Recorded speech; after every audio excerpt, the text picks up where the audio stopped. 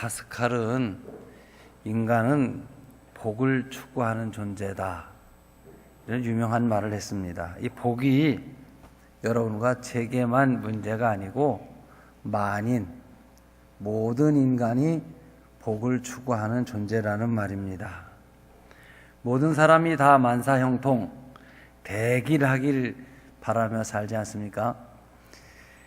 그래서 어떤 대상이든지 복만 받을만 하면 사리 분별 없이 섬기는 것이 사실입니다.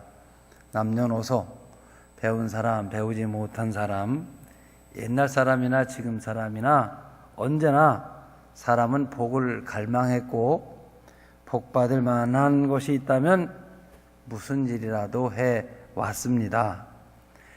이스라엘 민족을 우리는 종교심이 강한 민족이다, 이렇게 말하는데 여러분 어떤 생각이 드십니까? 우리 민족이 이스라엘 사람들보다 더 신앙심이 강하지 않습니까?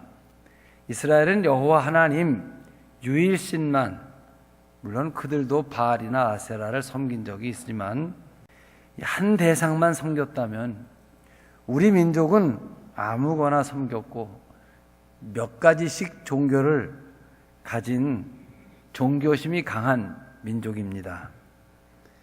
이 천체 하나님이 만드신 피조물인 태양, 달, 별을 섬겼고 이상한 바위나 오래된 나무, 산, 바다, 강, 그리고 여러 짐승들까지 섬겼어요. 외래 종교가 한국에 들어와서 번성하지 않은 종교가 없습니다. 불교가 인도 종교입니다. 그런데 여러분, 고구려, 신라, 백제, 고려까지 1000년 이상을 국교처럼 존재했어요.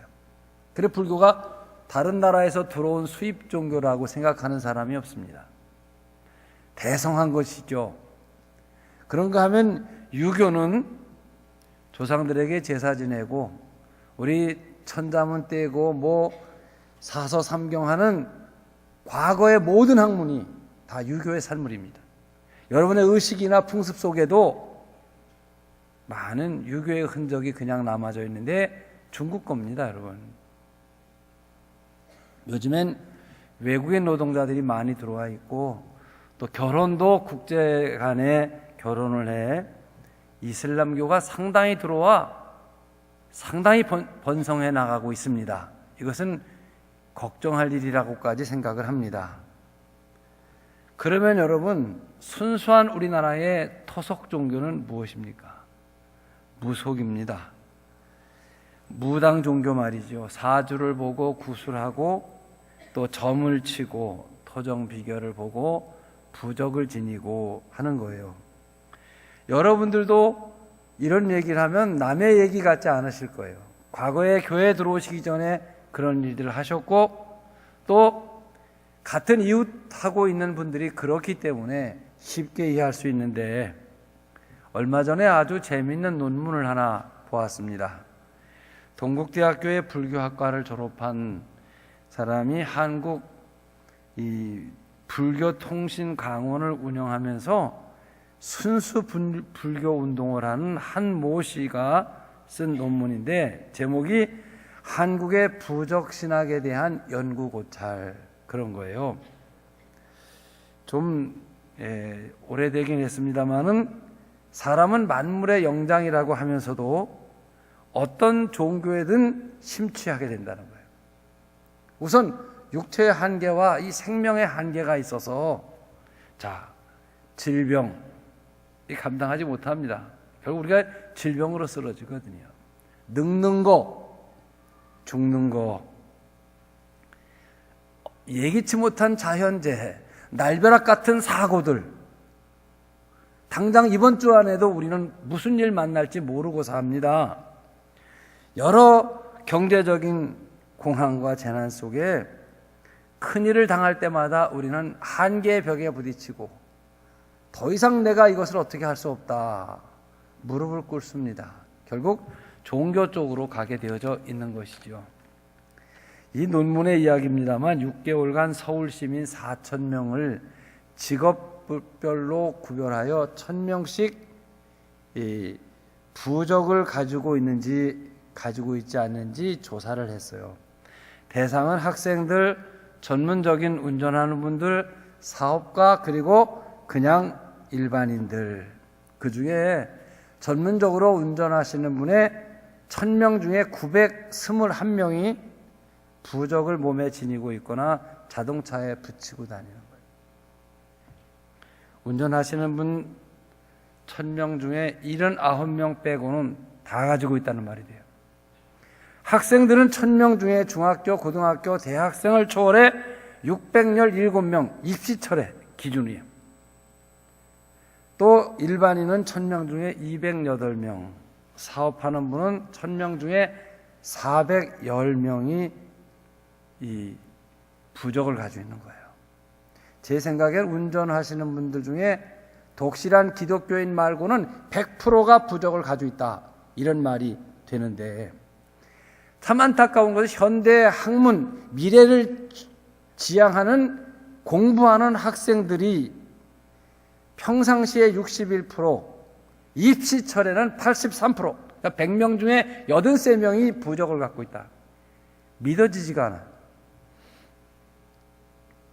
다음, 이 부적을 소지하는 이유가 무엇인가, 이런 질문에 대한 대답이 통계가 사고 방지, 시험 합격, 사업의 번성, 애군을 면하기 위해, 병을 낫기 위하여, 첩을 떼기 위하여 그냥 좋다고 하니까 너무나 답답해서 그냥 마음의 의지가 되기 때문에 이런 이유 순서로 부적을 갖고 있었어요. 이젠 제 이야기입니다. 우리가 이 부적 신앙에 대해서 생각해 보면 교주가 없는 신앙생활이에요. 즉, 누구를 믿는 겁니까? 모든 종교인은 그 종교를 창설한 교주가 있거든요.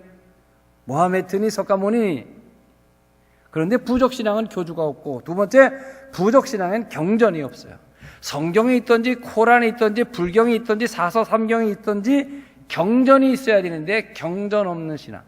이 부적이 어떻게 보면 이상하게 쓴 글씨 같기도 하고 이상하게 그린 그림 같기도 하지만 그걸 경전이라고 말할 수는 없지 않습니까? 뿐만 아니라 예배가 없는 신앙생활이에요. 부적 달고 다니는 사람은 예배도 없고 예배 인도자도 없는데, 그럼 뭘 믿는 겁니까, 여러분? 그야말로 막연히 좋다니까 하는 식이 되고 마는 거예요. 부적의 출처를 보면 어린아이나 학생들은 부모님에 의해서 갖게 되고, 남자들은 대개 부인이 주어서 갖고 다니는데, 때론 자기 몸에 부적이 있는지도 모르고 부적을 달고 다니는 사람도 상당수가 있고, 또는 일가친척이나 잘 아는 사람이 아무개가 용하다고 하여서 얻게 되어 부적을 갖는다고 합니다. 부적은 어떤 사람들이 만드냐 하면 점쟁이나 성명 철학자나 무당, 그리고 절, 고서적을 취급하는 서적상이나 자기가 스스로 자기 부적을 만들어 갖는 사람도 있고, 부적의 값은 얼마씩 하냐 하면 초등학생들은 1000원짜리에서부터 몇백만 원에 이르는 부적도 있고, 부적을 만드는 직업으로 사는 사람이 자그마치 30만 명, 기독교의 목사의 숫자가 10만 명 전후일 겁니다. 그 숫자가 부적 만드는 걸 업으로 하여 산다는 것, 놀라는 것이 아니라 믿어지지가 않더라는 이야기입니다. 중요한 것은 어느 시대나 사람들은 고유한 자기 종교를 갖고도 또 부적을 갖고 다녔다는 거예요. 즉, 신라 고려 시대에는 불교를 심취하면서도 부적은 따로 갖고 다녔고, 이조 시대에는 유교를 믿으면서도 부적을 갖고 푸닥거리나 구술하며 토정비교를 배우던 것은 지금까지 흘러오고 있을 겁니다.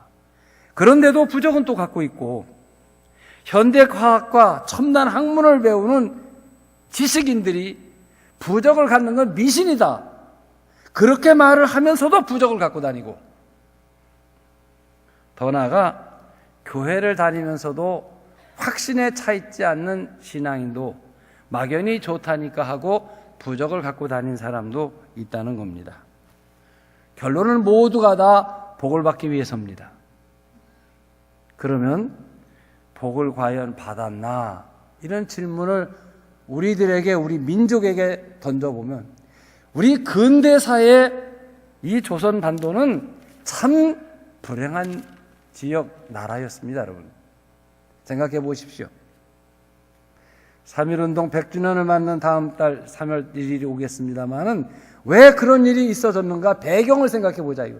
우리가 하나님 선택을 입어 하나님의 계시를 알고 사시고 참되시며 선악 상선벌악을 주장하시는 하나님 한 분을 알고 보니까 지난날 우리가 복받기 위해 하던 모든 일이 어리석고 미개하고 복을 받기는커녕 저주받을 일을 했다고 회개하고 그것을 버리고 우리가 주께로 돌아온 것입니다. 구약 성경 여러 곳엔 유언들이 많이 기록되어 있습니다. 사실 이 성경을 유언의 책이라고 말해도 틀린 말이 아닙니다. 그 중에 유명한 예언이 열왕기상 2장 1절, 2절, 3절의 다윗 임금의 유언입니다. 한번 같이 읽어볼까요? 시작. 다윗이 죽을 날이 임박하매 그의 아들 솔로몬에게 명령하여 이르되 내가 이제 세상 모든 사람이 가는 길로 가게 되었노니 너는 힘써 대장부가 되고 네 하나님 여호와의 명령을 지켜 그 길로 행하여 그 법률과 계명과 율례와 증거를 모세의 율법에 기록된 대로 지키라. 그리하면 네가 무엇을 하든지 어디로 가든지 형통하리라. 자, 여러분, 다윗은 일생을 전쟁터에서 생사의 선을 넘나든 사람이고 베들레헴 목동에서 참 시골 이 땀냄새 나는 그런 어린 목동의 자리에서 이스라엘의 임금이 된 사람입니다. 평생을 살며 그가 겪어보지 않은 일이 없습니다. 파란만장한 인생을 살았습니다. 그런데 마지막 임종하는 시간에 아들 하나 솔로몬을 불러놓고 지금 유언을 합니다. 얼마나 할 말이 많겠어요. 나라를 유지하려면 국방을 잘해야 된다든가, 백성들을 먹기 살기 좋게 해줘야 정권을 유지할 수 있단다든가, 아니면 명문대학을 세워 학문을 융성하게 한다든가, 부잣집 딸한테 시집을 가야 한다든가, 무슨 여러 가지 인간의 행복에 대해서 솔로몬에게 할 말이 많을 텐데 그가 임종할 때 한 말은 네 하나님 여호와의 명을 지켜 행하라. 이것이 축복의 길이다. 딱 두 마디입니다. 사실 오늘 본문은 이제 솔로몬이 죽으면서 그 아들에게 한 유언입니다. 1절 보면 내 아들아, 읽었어요. 내 아들아, 나의 법을 잊어버리지 말고. 솔로몬이 또 아들에게 한 말이에요. 과거에 아버지 다윗이 한 유언을 듣고 지켰느냐 지키지 않았느냐가 솔로몬에게 복이냐 화가 됐을 그 경험을 한 솔로몬이 그 아들을 놓고 아버지가 한 유언과 똑같은 말을 하고 있는 겁니다.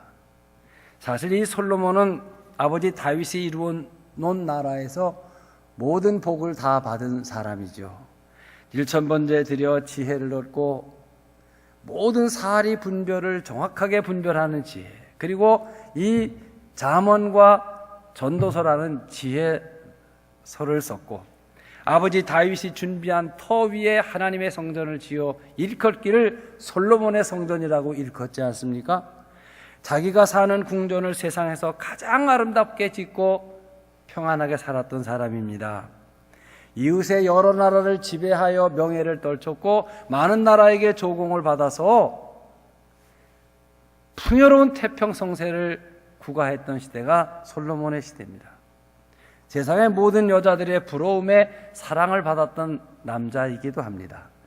그러나 그로부터 오늘까지 동서고금을 막론하고 지혜의 임금 부귀영화의 상징으로 살았던 솔로몬이 일생을 회고하며 그 아들에게 말할 때 승리와 축복과 영광과 풍요로움은 인간의 지혜나 수단으로가 아니라 하나님 말씀을 듣는 것이다 라고 말합니다. 이 말을 거꾸로 말하면 실패와 낭패와 좌절과 고난은 하나님의 말씀을 떠날 때 오는 것이다, 이런 말이 되기도 합니다. 그래 결론이 인간이 복되게 사는 길은 하나님을 섬기고 그 말씀을 지키는 것이다. 여러분 믿으시기를 바랍니다. 구체적으로 솔로몬은 하나님을 경외함으로 받는 복을 4가지로 말해요.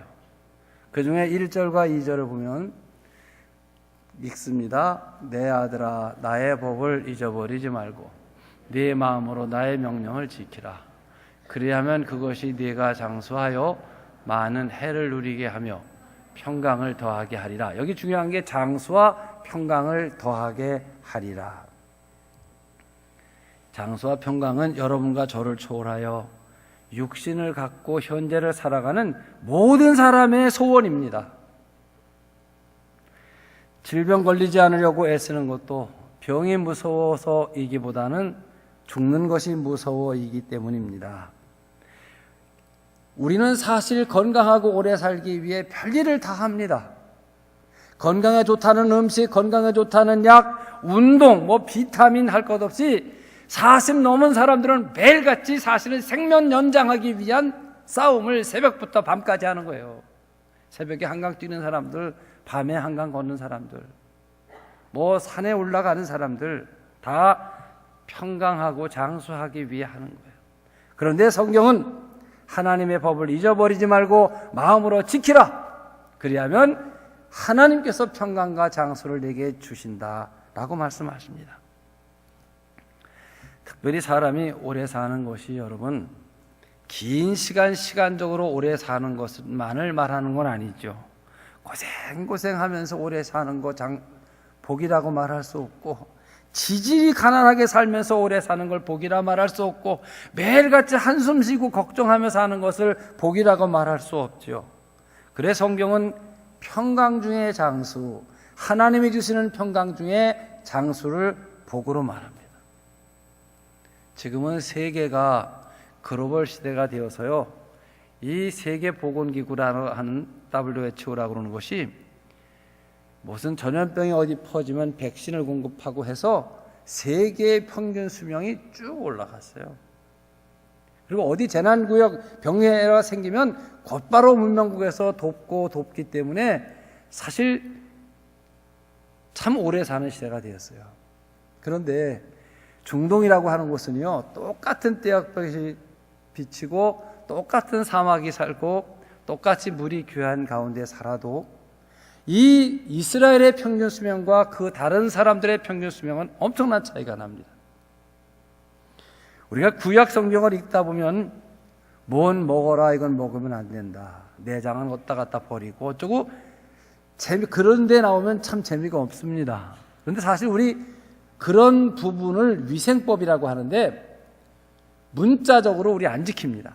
설교하지 않습니다. 문자적으로 지키라고. 단 그 시대에 그 말씀을 하나님이 이래서 주셨기 때문에 우리 시대의 그 말씀의 뜻은 이런 뜻이다, 의미적으로 해석하고 우리는 뱀장어도 먹고, 그렇죠? 뱀장어가 또 영양가도 많고 비쌉니다. 성경에 먹지 말라는 돼지고기도 먹어요. 그런데 우리는 지금 여기서 이 문화 속에서는 그것이 생명과 관계되어져 있지 않기 때문이에요. 그러나 그 말씀을 주시던 때 그 장소로 돌아가면 그 율법을 지키지 않으면 생존 자체가 불가능한 거예요. 그러면 여러분 생각해 보세요. 그 장소에서 그들은 지금도 삽니다. 그러니까 자연히 그들은 지금도 그 말씀을 지키기 때문에 하나님이 주신 수명을 다 살고 있고, 그 말씀을 지키지 않는 사람은 거기서는 살아갈 수가 없는 것이죠. 성경은 우리의 지혜나 명철을 의지하지 말고 우리를 위해 살지 말고 주님을 위해 살라 말씀을 하십니다. 가끔 우리가 건강을 잃어버려서 건강 때문에 기도하시는 분들이 절박하여 그런 기도를 합니다. 주님, 제게 생명을 연장시켜 주시면 제가 남은 삶을 주님을 위해 살겠습니다. 서원 기도입니다. 참 중요한 기도고 절박한 기도입니다. 옳은 기도입니다. 그런데 여러분, 그러면 일찍부터 하나님께 우리 몸을 드리고 살면 어떻겠습니까? 우리 몸을 주께 하나님의 말씀을 세세하게 지킨다는 말은 우리가 하나님의 것이 된다는 말이고, 하나님의 것이 될 때 우리에게 장수와 평강을 주신다는 말이거든요. 그러면 일찍부터 그 말씀을 따라 살게 되면 당연히 장수와 평강을 누리게 되는 것이지요. 이사야 48장 22절을 보면 악인에게는 평강이 없나니 이런 말이 있어요. 일시적으로 악인들이 강건하거나 잘 되는 것 같을지 모르지만 여러분, 사람이 악을 행하고 평안할 수 있습니까? 또 우리가 믿음으로 살아도 평탄하지 않고 고난과 어려움이 있어요. 바울은 빌립보 4장 7절에서 우리가 고난도 받는다, 감옥에도 간다, 매도 맞는다, 가난하기도 한다. 그런데 모든 지각에 뛰어난 하나님의 평강이 너희 마음과 생각을 지키시리라. 하나님의 평강이 여러분의 마음과 생각을 지켜주신다는 거예요. 그럴 때 그 주어진 모든 난관들을 극복해내는 이런 승리하는 평안을 우리에게 말씀해 주십니다. 여러분, 마음으로 하나님의 명령을 지키심으로 이 평강과 장수의 삶을 누리시는 여러분들이 되시기를 축원합니다. 세 번째는 은총과 귀중히 여김을 받는 복입니다. 우리 3절 4절을 보면 읽습니다. 인자와 진리가 내게서 떠나지 말게 하고 그것을 내 목에 매며 네 마음판에 새기라. 그리하면 네가 하나님과 사람 앞에서 은총과 귀중히 여김을 받으리라. 앞에서도 무조건 오래 사는 것만이 축복이 될 수 없다는 말씀 드렸습니다. 낮고 천하고 멸시받고 짓밟히고 오래 사는 것, 이건 노예의 삶이죠. 희망 없는 것입니다. 결코 축복이 될 수 없습니다. 하나님께서는 성도들이 하나님을 잘 믿고 섬김으로 말미암아 하나님 앞과 사람 앞에서 은총과 귀중히 여김을 받는 삶을 살게 해주신다고 약속해 주셨습니다. 하나님은 모세를 통하여 이스라엘에게 주신 말씀 가운데에서도 내가 모든 민족 위에 뛰어나게 될 것이며 머리가 될지언정 꼬리가 되지 아니하며, 그것은 하나님께서 그의 삶을 존귀케 하신다는 약속입니다. 여러분, 우리가 돈이 많다고 한번 생각해 보세요. 여러분이 재벌 총수십니다.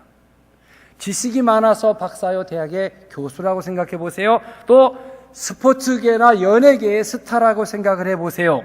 아니면 정치적으로 대통령을 지냈다고 생각해 보세요. 질문입니다. 정말 마음속으로 우러러나는 마음으로 존경하는 사람이 누굽니까?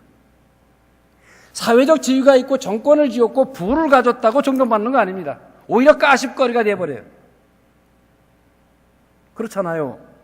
그런데 우리가 하나님을 향하여 사람을 향하여 온전하게 성님의 삶을 살아가게 되면 하나님께서 그 사람들에게서 차츰 하나님과 사람 위에 존귀하고 은총받는 삶을 주신다고 약속을 하십니다. 아브라함이 가나안 땅에 갔을 때 원주민들이 아브라함을 멸시하기 위해 부른 이름이 히브리 사람이라. 이 말은 강 건너온 늙은이 그런 소리예요. 강 건너와 우리 땅에 배회하는 노인네 멸시와 천대로 부른 이름이에요. 그러나 그 천대를 무릅쓰고 아브라함이 예배를 드립니다. 하나님의 뜻을 따라서 삽니다. 시간이 지납니다. 히브리인이란 말은 우리들의 지도자가 되시는 분, 그런 뜻의 이름으로 바뀝니다. 아브라함, 열국의 아비, 왕, 임금님, 그런 뜻이 됩니다. 그러면 아브라함이 여러분 큰 부를 이루었습니까? 아니면 군대의 사령관이었습니까? 그들을 지배하는 어떤 포갑적인 힘이 있었습니까? 아무것도 없습니다. 그런데 그들 모두가 주변 사람들이 당신이 우리 곁에 들어와 사는 모습을 보니까 당신은 임금님 같은 분이다. 우리의 지도자가 되시는 분이다. 이렇게 말합니다. 요셉의 얘기 생각해 보십시오. 그가 처한 형편이 수없이 바뀌지요. 형들에게 팔려가지요. 노예시장에서 매매당하지요. 머슴살이, 죄수, 한결같은 그런 상황 속에서도, 그런 위기 속에서도 요셉은 하나님을 향하여 한결같아요. 하나님의 뜻을 따라 살아요. 그리고 그 상황 속에서도 불평하지 않고 사람들을 섬겼어요. 그랬더니 보디발의 집의 모든 재산을 다 그가 보디발에게 맡겨요. 감옥에 있는 죄수들을 다 요셉에게 맡겨요. 나중엔 바로 임금이 나라를 맡겨요. 요셉에게 가해했던 모든 사람들이 요셉의 얼굴을 쳐다보지 못했어요. 요셉이 무슨 폭력이나 힘으로 한 것이 아니잖아요. 그거 하나님 섬기는 거 하나 때문에 하나님께서 사람과 하나님께 은총과 귀중히 받는 삶을 살게 하셨어요. 믿으시기를 바랍니다. 다윗도 그랬죠. 설교 때마다 빠지지 않는 사람이 다윗이에요. 그는 시골 베들레헴에 가난했어요. 목동이었어요. 그의 미래가 훌륭하게 될 것이라고는 아무도 보지 않았어요. 그러나 하나님의 이름으로 살았어요. 나의 힘이 되신 여호와여, 내가 주를 사랑하나이다. 하나님 나의 목자십니다. 어떻게 하면 하나님을 기쁘시게 할까 하고 살았어요. 그랬더니 하나님께서 그를 존귀하게 하셨어요. 여러분, 이스라엘 국기에 보면 국기가 한번 찾아보십시오. 하얀 천에 별 하나 그려져 있어요. 그 별은 다윗을 가리는 말이에요. 서양 기독교 이 문화를 가진 곳에 사람 이름이나 상호 이름으로 가장 많은 것이 다윗이에요. 왜 자식을 낳아서 이름을 데이빗이라 지었을까? 아버지가 너는 나처럼 살지 말고 다윗처럼 살아라. 그럼 너는 임금 될 것이다. 너는 하나님과 사람 앞에 존귀한 생애를 살게 될 것이다. 하나님 널 축복해 주실 것이다. 그래서 상호를 지을 때 또는 사람의 이름을 지을 때 국기를 도안할 때 다윗을 상징으로 삼았습니다. 사랑과 진리를 떠나지 않고 살 때, 그것이 몸에 배어서 마음판에 새기며 살 때 하나님께서는 그를 존귀하게 높이시고 은총을 베풀어 주십니다. 사랑하는 성도 여러분, 오늘 하나님 안에서 은총과 귀중히 여기심을 받는 여러분들이 되시기를 축원합니다. 세 번째는 5절 6절을 보면 시작. 그리하면 내가 너는 마음을 다하여 여호와를 신뢰하고 네 명철을 의지하지 말라. 너는 범사의 그를 인정하라. 그리하면 네 길을 지도하시리라. 자, 이 하나님이 지도함을 받는 삶을 살자는 거예요. 대개 사람들은 이렇게 삽니다. 얼마큼 배웠느냐 하는 지식으로. 사실 그래 대학도 가고 공부하지요. 그 다음엔 인간적 지혜, 두뇌 회전이 빠르다, 사리 분별이 분명하다, 뭐 이런 것. 그 다음에 나름대로 그 분야에서 살아온 경험, 그렇죠? 그리고 상식이나 이런 관습, 이런 걸 따라서 사람은 삽니다. 이게 여러분도 저도 그렇게 사는 사람이죠.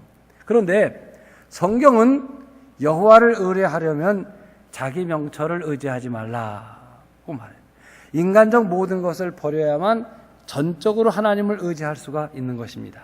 잠언 1장 7절을 보게 되면 솔로몬은 여호와를 경외하는 것이 지식의 근본이거늘, 모든 지식의 뿌리가 하나님을 경외하는 것이라고 합니다. 하나님을 아는 것, 이 말씀의 내용을 아는 것이 지혜의 근본이라는 것입니다. 예를 들어 누가복음 5장을 보면 베드로 물고기 잡는 얘기가 있습니다. 베드로도 우리들과 같이 자기의 전문 직업 분야에서 일생을 살아온 사람입니다. 그 경험과 지식, 기술을 갖고 밤새도록 그물질을 했지만 한 마리도 잡지를 못했습니다. 이것은 모든 인간의 실패엔 하나님 없는 인간의 지식과 경험이 앞서기 때문이라는 걸 가리키는 교훈인데, 그때 예수님께서 베드로의 배에 오셔서 깊은 데 그물을 내려 고기를 잡으라. 자, 예수의 말을 들으니 베드로가 한 말을 합니다. 선생이요, 우리들이 밤이 맞도록 수고를 하였는데 얻은 것이 없습니다. 그러나 내가 말씀을 의지하여 그물을 내리리이다. 자, 이제부터 결과는 말씀이 능력이 아니면 그물질은 꽝일 것이고 헛그물질일 것이고, 고기가 가득 잡혔다면 이건 전적으로 말씀의 능력 때문입니다. 자, 결과는 그리하여 잡힌 것이 심이 많아 그물이 찢어질 정도가 되었고, 자기 배에는 다 담을 수가 없어 친구들의 배를 불러 채움에 잠기게 되었더라 그랬어요. 2배가 다 만선이 되었다는 이야기입니다. 자, 베드로의 지식과 경험과 능력으로 했더니 빈금을 실패한 아침이 되었습니다. 실패했던 저녁이었습니다. 그런데 주님의 말씀을 의지했더니 나도 축복, 친구들도 축복. 그래요. 내가 축복을 받아야 남에게 베풀 수 있는 것이니까요. 그래, 그 일을 통하여 베드로는 예수님을 따를 결단을 하게 됩니다. 요즘은 세상이 혼돈합니다. 그리고 사람들은 방황합니다. 우리는 새로운 정부가 들어서면 큰 기대를 합니다. 그들이 공약한 내용을 들으면서 우리는 정말 새로운 세상이 올 거라고 생각하는데 여러분, 그들이 시행착오를 하고 있습니다. 전에 했던 사람들이 2사람이나 감옥에 가 있습니다. 뭘 잘못해서. 법의 책임을 졌던 사람도 그렇습니다. 그러면 국민은 어디로 따라가는 겁니까? 여러분, 혼돈이라는 말은 판단이 안 서고 있다는 말이요, 방황이라는 말은 일로 따라가 보니까 허탕, 일로 따라갔더니 허탕. 그래서 모두가 혼돈과 방황 속에 사는 거예요. 왜? 진리가 없기 때문인 거예요. 정치는 이런 것이다, 교육은 이런 것이다, 이게 없으니까 진학 때마다 아이들은 방황하잖아요. 혼돈하잖아요. 구원의 길, 희망의 길을 제시합니다. 하나님을 의지하면 된다. 믿으면 아멘 하시길 바랍니다. 하나님을 의지하면 인간의 지혜와 명철을 버려야 되고, 하나님을 의지하면 하나님께서 지도해 주시리라. 여러분, 우리는 다 문제를 안고 살고 동시에 문제에 대해서 우리가 많이 제가 목사라도 여러분 가정의 어떤 문제를 여러분만큼 생각을 못 하거든요. 그렇잖아요, 여러분. 아버지가 아무리 자식을 사랑해도 자식의 문제를 자식만큼 고민하지 않아요. 우리 모두가 문제를 안고 모두가 자기 생각이 있어요. 문제의 해답도 자기 생각을 갖고 있는 게 인간인데, 열왕기하 5장을 보게 되면 이 아람 나라 군대 장관 나하만이라는 사람이 문둥병으로 죽어갑니다. 죽을 병에 들었어요. 근데 그 집에 계집종이 그 이스라엘에 가면 엘리사가 당신의 병을 고쳐주실 것입니다, 이렇게 말을 하자 이 나하만이 제일 먼저 준비한 게 뭐냐 하면 임금님의 천거서와 은금보화를 수레에 실는 겁니다. 여러분, 사실 문둥병과 은금보화는 아무 상관이 없습니다. 내가 갖고 있는 이 문제에 대해서는 대통령의 추천서도 필요가 없습니다. 오직 내 문제일 뿐인 겁니다. 근데 내 문제에 대한 해답을 내가 생각하고 있는 거예요. 은금보화 가져가면 될 거다, 대통령 천거서를 가져가면 될 거다. 두 번째는 가면서 치료 방법도 내가 생각하는 거예요. 내가 딱 가면 신하들을 대동하고 가면 엘리사가 나와 정중하게 예의 표해 줄 것이고, 내 상처 위에 손을 지그시 얹고 거룩하신 하나님, 이렇게 하면서 내 체면에 맞게 멋있게 고쳐줄 것이다, 이런 생각을 가는, 자기 문제에 대한 자기 처방입니다. 그런데 엘리사는 내다보지도 않습니다. 요단강에 나가 7번 씻으라, 끝. 자기 생각대로 아니거든요. 나만이 고민을 하다가 자기 신하들의 말을 듣고 이제 요단강에 가 씻습니다. 여러분, 요단강에 가서 몸을 담궜다 일어섰다를 하려면 자기의 방법, 처방을 다 버려야 됩니다. 냉철하게 버리지 아니하고는 문둥병에서 구원받을 수는 없습니다. 여러분의 문제에 대해서 여러분의 생각, 여러분의 처방, 하나님 말씀에 순종하는 데는 다 불순종하는 장애물이 되고 마는 것입니다. 사랑하는 성도 여러분, 요셉에게 있어 지하 감옥은 사람에겐 감추어진 하나님의 지혜입니다. 다윗에게 있어 사망의 음침한 골짜기는 하나님의 지혜로 이런 사람을 임금 만드신다, 이것을 보여주는 것입니다. 또 다니엘이 사자굴에서 지나는 것도 하나님을 의지하는 자는 하나님께서 이렇게 지키신다, 어느 시대건 하나의 모델입니다. 하나님께서 범사에 하나님을 인정하고 의뢰하는 사람을 지도해 주십니다. 여러분, 우리는 한 주간도 어떤 일을 만날지 모르고 사는데 전지전능하신 하나님께서 여러분을 지도하신다면 무엇이 두렵겠습니까? 또 이보다 더 큰 복이 어디 있겠습니까, 여러분? 아침마다 기도하시면서 주님, 오늘도 주님께서 내 인생길을 지도해 주십시오. 그리고 응답을 받는다면 참으로 복된 신앙생활을 하시는 분이십니다. 네 번째는 건강의 축복을 반복해 얘기를 합니다. 여기 7절, 8절을 보면 같이 읽습니다. 스스로 지혜롭게 여기지 말지어다. 여호와를 경외하며 악을 떠날지어다. 이것이 내 몸에 양약이 되어 내 골수를 윤택하게 하리라. 자, 우리가 진리를 갖지 못하고 바른 지혜를 갖지 못하는 이유는 나를 지혜롭게 여기기 때문이에요. 우리가 하나님의 말씀, 하나님의 지도를 거부하는 건 내가 잘났다고 생각하는 내 지혜를 믿는 것 때문에, 이걸 성경은 교만이라고 말합니다. 하나님을 외면하면 방종하게 되고 방탕한 생활을 하게 되면 질병과 이어지기가 쉽습니다. 한마디로 우리는 건강이나 질병을 하나는 축복, 하나는 저주다, 이렇게 말할 수 없습니다. 왜냐하면 악인도 악인의 날에 하나님께서 심판하시고 의로운 자에게도 고난과 질병도 있는 것이기 때문입니다. 그러나 성경 전체는 그렇게 말합니다. 하나님의 말씀에 순종하면 영육간에 건강한 것이 정상적이라는 것이죠. 골수가 윤택해지는 건강이 양약에서 와요. 그래서 우리가 왜 몸이 아프다 그러면 구약하고 신약을 잡수세요 그러면 농담 같지만 오늘 7절에 써 있어요. 내 몸에 양약이 되고, 좋은 약이라 그 말이에요. 아주 직통 낫는 약이라 이 말이에요. 뭐가요? 하나님의 말씀을 듣는 것이.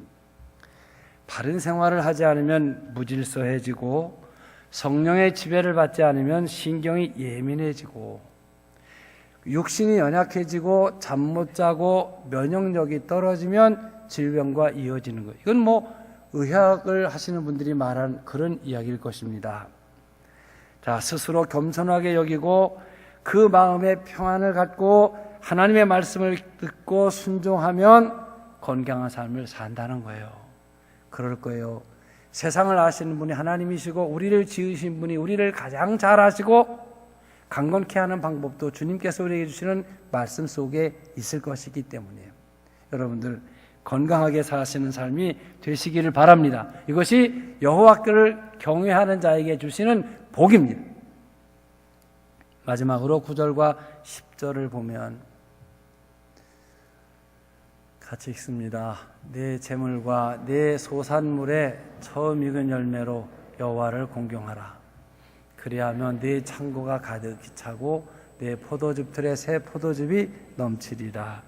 생각해 보십니다. 우리가 창세기 1장 2장은 천지 창조를 기록한 낙원에 대한 이야기입니다. 하나님께서 자연과 만물을 지으십니다. 이 낙원이란 말을, 낙원이 어떨까 이렇게 생각하시면 돼요. 인간에게 행복에 필요한 모든 것이 구비되어 있는 곳, 그게 낙원일 거예요. 그러니까 불행할 어떠한 요소도 없는 곳, 그런 말이에요. 그 세계 낙원을 아담과 이브에게 주셨어요. 단 하나님의 말씀에 순종하면 그 낙원에서 그들은 오직 행복하게만 살 수 있는 사람들로 지음받았어요. 하나님은 우리가 헐벗거나 먹을 것이 없거나 잠자리가 없는 걸 원하지 않으십니다. 여러분, 이스라엘 광야 40년 여정을 생각해 보면 저들의 모든 필요를 다 공급해 주십니다. 정말 낮에는 구름 기둥, 밤에는 불 기둥, 메추라기와 만나, 반석에서 생수, 모든 질병과 어떤 상황, 또 원수들의 공격 속에서도 하나님 반드시 지키셨어요. 수십만을 지키셨어요. 완벽하게요. 그렇죠? 그들이 그야말로 낙원, 젖과 꿀이 흐르는 땅에 들어갔어요. 중요해요. 그것도 낙원 같은 의미가 있어요. 그러나 하나님의 말씀에 그들이 순종하지 않으면, 아담과 이브가 타락하고 불순종하면 어땠습니까? 낙원은 엉겅퀴와 가시덤불이 일어나고, 인간은 물질의 소득을 올리기 위하여 이마에 땀을 흘리고, 아내와 남편은 서로 불행한 책임을 전가하고, 내가 저 여자 잘못 만나 이 모양이 됐다, 나도 남자만 잘못 만났으면 이러진 않았을 텐데, 아이고 하면서 불행한 금방 아까까지 낙원이었다니까. 근데 금방 그들의 심령은 혼돈과 방황과 불신 속에 불행하다는 걸 느끼게 됩니다. 가나안 땅에 들어간 이스라엘도 하나님 순종하지 않으면 금방 흉년과 기근이 들고 전염병이 퍼지고 아니면 외국이 쳐들어와서 짓밟히는 상황이 되어져 버립니다. 오늘 솔로몬의 이야기입니다. 그리고 그 아들, 왕이 대통을 이어받는 아들에게 하는 말입니다. 하나님은 인간에게 재물을 원하신다. 모든 것을 인간에게 맡기시지만 시간의 7분의 1 주일은 하나님께 드려라. 그리고 내 재물과 처음 익은 첫 열매를 하나님께 드리라는 것입니다. 이것은 주님의 것이라는 거예요. 너희가 가져선 안 된다는 거예요. 참신앙이란 우리의 입술이나 마음뿐만 아니라 물질을 구별하여 드리는 거예요. 우리가 하루에 일어나서 저녁 때까지 생각하는 것이 돈벌이라고 한다면 물질이 있는 곳에 마음이 있지 않겠습니까? 하나님의 것을 하나님께 드리지 않고 하나님 믿는다는 말이 서지를 않아요. 학개서 2장 8절을 보게 되면 은도 내 것이요 금도 내 것이라고 하셨습니다. 사람의 생각과 하나님의 생각이 다릅니다. 사람의 생각은 이것을 떼어서 드리면 내 것이 줄어든다, 가난하다, 이런 생각을 합니다. 이것이 하나님께서 우리를 시험하시는 것이죠. 그래서 우리는 11조나 예물을 드리지 못합니다. 그러면 우리는 이 물질의 축복 세계에 변두리를 겉돌게 되고, 사실 이 문제가 해결되지 않으면 교회에 와서도 교회 중심에 들어오지 못하고 변두리를 방황하게 될 수밖에 없습니다. 하나님께서 우리를 시험하십니다. 하나님의 말씀으로 정한 것 하나님께 드리느냐? 드릴 때 물질 문제에 대한 축복을 하나님이 책임져 주신다는 것입니다. 이것은 기적입니다. 기적이란 말은 우리의 생각으로 합리적이거나 논리적으로는 맞지 않는데 현실은 되어진 것을 설명할 때 설명할 말이 없으니까 기적이다라고 말하는 것입니다. 무슨 말이냐 하면 이것을 떼어 드리면 줄어드는 것인데 거꾸로 해보면 늘어나는 것이라는 거예요. 더하기 계산이요 승법적 계산이라는 것입니다. 10절에 보십시오. 창고가 가득 채워진다고 하지 않습니까? 또 포도즙 틀에 새 포도주가 넘친다고 하지 않습니까? 이건 부를 상징하는 겁니다. 어려서 가난하게 살았어요. 아마 나이 드신 분들 다 그랬을 거예요. 그 동네에 잘 사는 집은요 술을 떨어뜨리지 않게 해놓고 먹어요. 이건 먹고 살기 힘든 집에서 상상도 못하는 일이에요. 어느 대감집이나 상감마마가 하는 것처럼 이 창고가 넘치고 가만히 있어도 넘쳐. 그리고 포도즙 틀에 새 포도주가 자꾸 샘나듯이 계속 되어지는 것입니다. 우리는 하나님의 것을 하나님께 드려야 꺼리낌 없는 기도를 드릴 수가 있습니다. 마태복음 7장 12절은 예수님께서 산상수훈의 결론으로 하는 말이 무엇이든지 남에게 대접받고자 하는 대로 너희도 남을 대접하라. 무엇이든지 하나님께 대접받고 싶은 대로 먼저 하나님을 대접하라. 이런 말과 같은 말이 됩니다.